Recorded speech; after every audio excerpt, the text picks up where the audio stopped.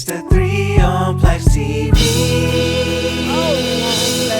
Indubitably.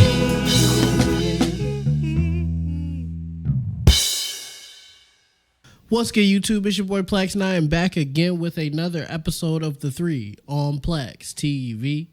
And in this episode, I will be talking about the flaw, the one flaw in the Golden State Warriors dynasty.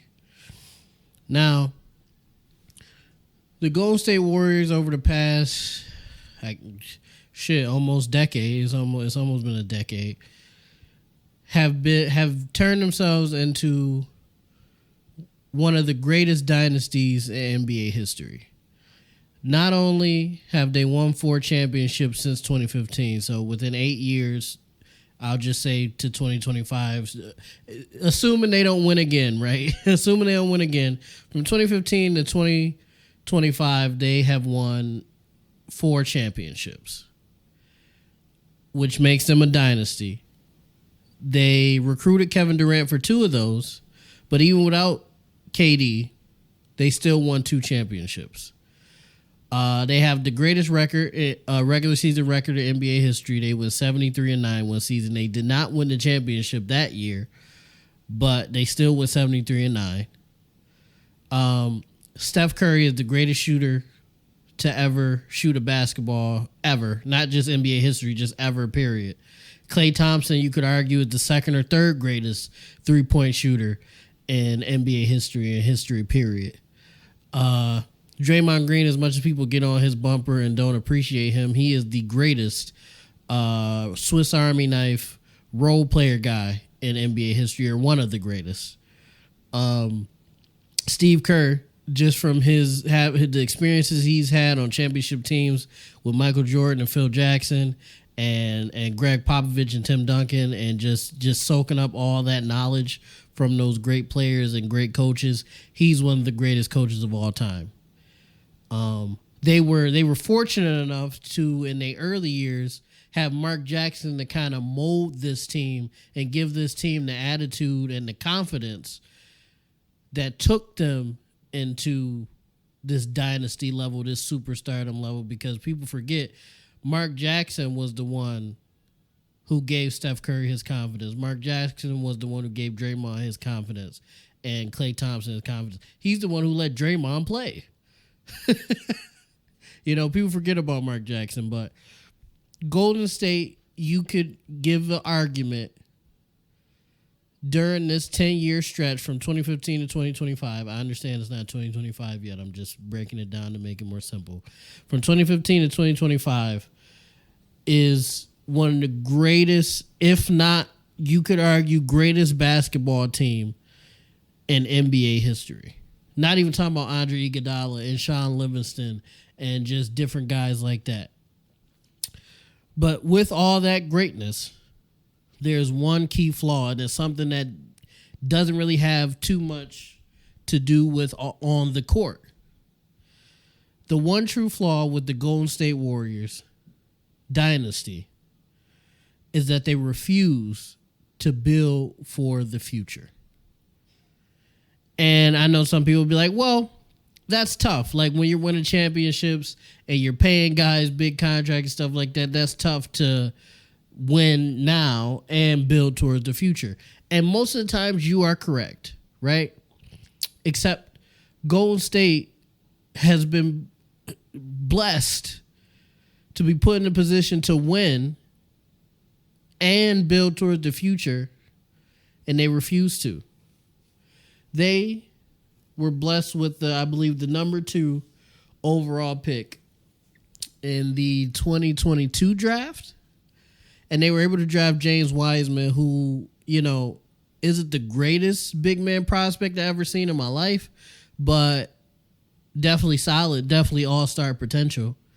And he was traded to the Detroit Pistons. Jordan Poole. Yes, Jordan Poole underperformed in this last playoff run that they had. But I think he's done enough and proven enough at his young age to have earned those mistakes that he made. Because when you look at it like this, right? Steph Curry's first 5, 6, maybe even 7 seasons, he showed flashes of greatness, but he wasn't the Steph Curry, the Hall of Famer Steph Curry that we know and love right now. He just wasn't.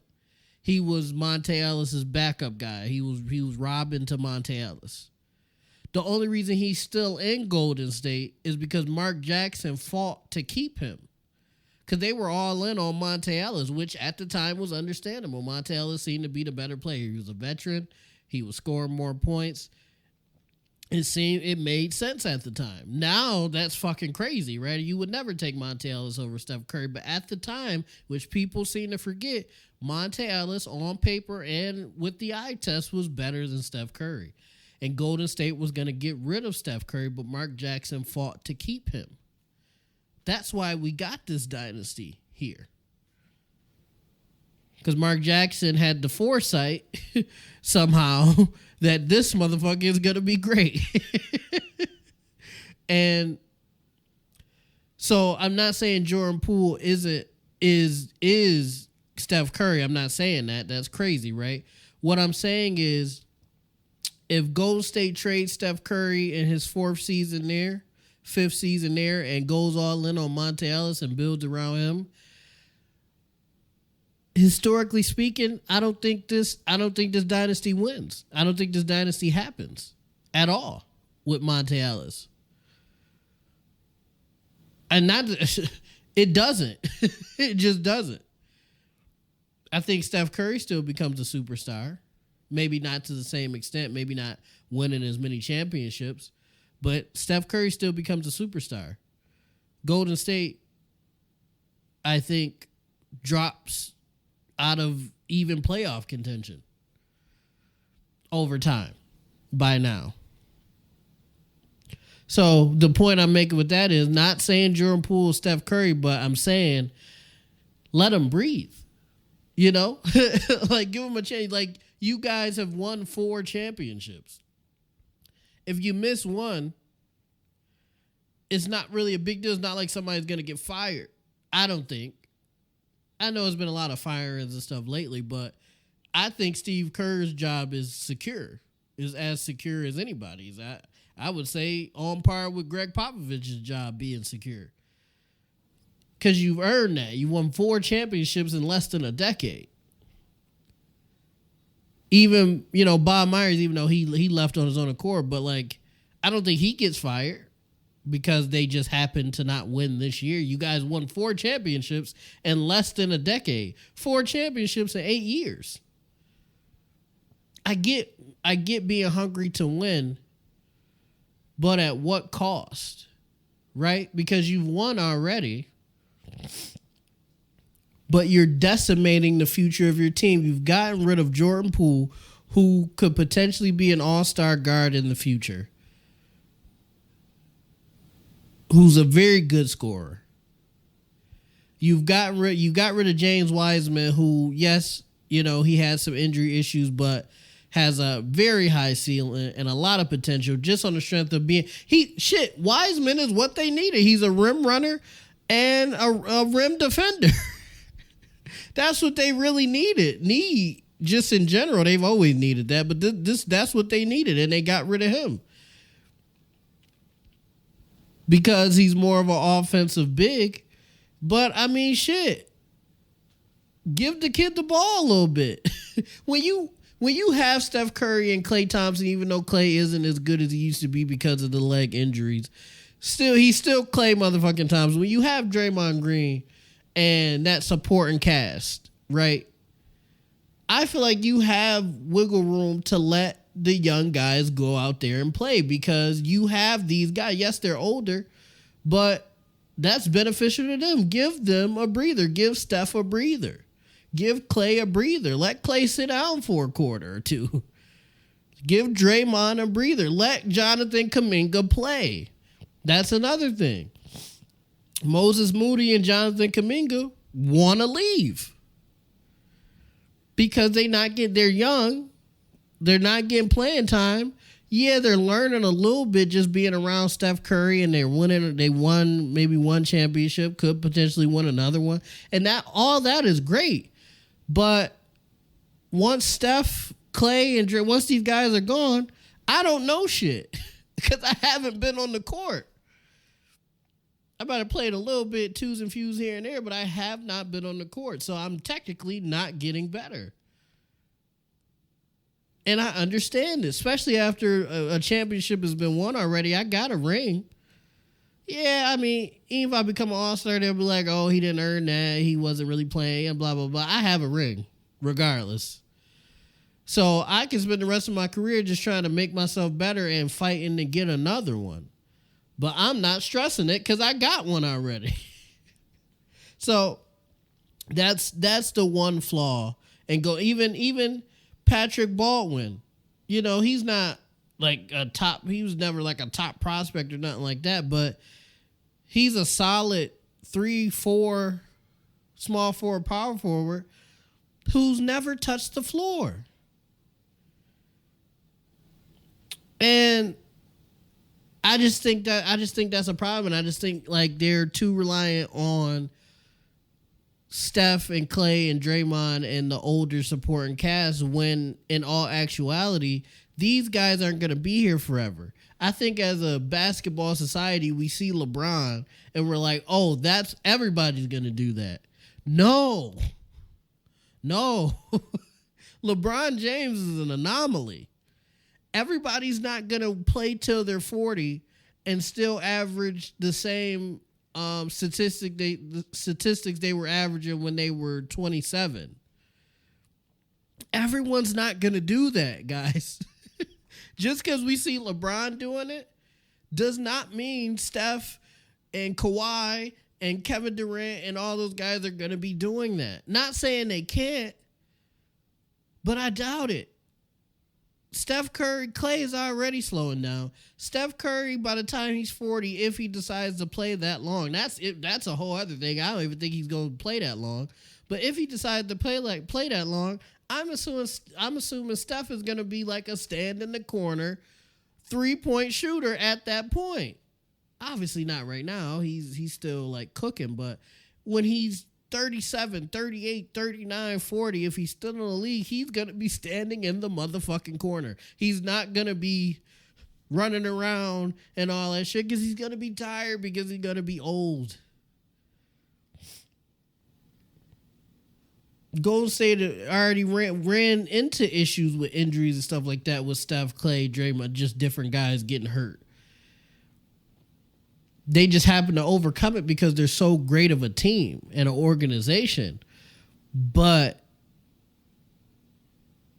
when you're given a chance to have the second overall pick and you're able to get James Wiseman, you're given a chance to have solid guys like Patrick Baldwin. You're giving Jordan Poole, who elevates his play and becomes better than expected. Moses Moody, another great shooter, a decent 3-and-D guy. Guys that you could build around. Jonathan Kuminga.